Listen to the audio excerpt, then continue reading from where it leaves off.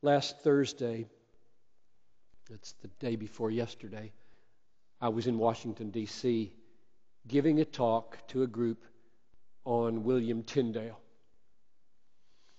William Tyndale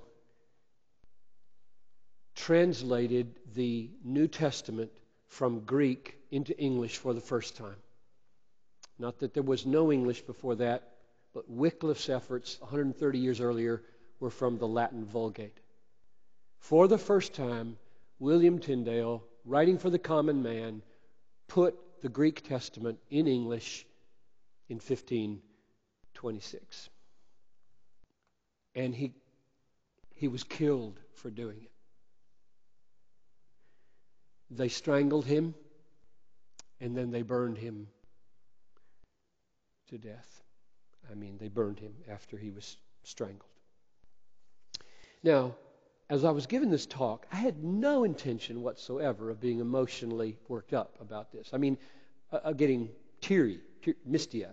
But there was this little point where I did get unusually moved. And it was this point in the talk. I was listing all the places that I had found. That's not true. All the places I had taken the time to write down. There are hundreds of them, and I only give about 12. I was listing all these phrases in the English Standard Version, which is in the pew there. It's the Bible we use as a church, which comes straight from Tyndale. Exact words that he chose 500 years ago. Tracing them back through the Revised Standard Version, the American Standard Version, the King James Version, the Geneva Bible, the Coverdale Great Bible, to the words of William Tyndale himself. The very words winding up in our Bible. Hundreds and hundreds of phrases and verses. And I came to the one in number 6 and realized I use this almost every Sunday to close the service. The Lord bless you and keep you. The Lord make His face to shine upon you and be gracious to you.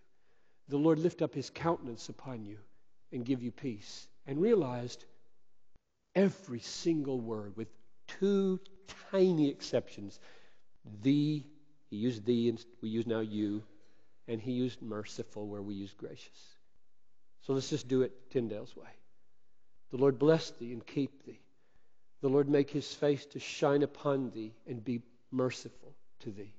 The Lord lift up His countenance upon thee and give thee peace. That's William Tyndale verbatim from 500 years ago, and he was burned for saying it. I really paused and thought, what price has been paid to preserve this book for us? Thousands of people have died.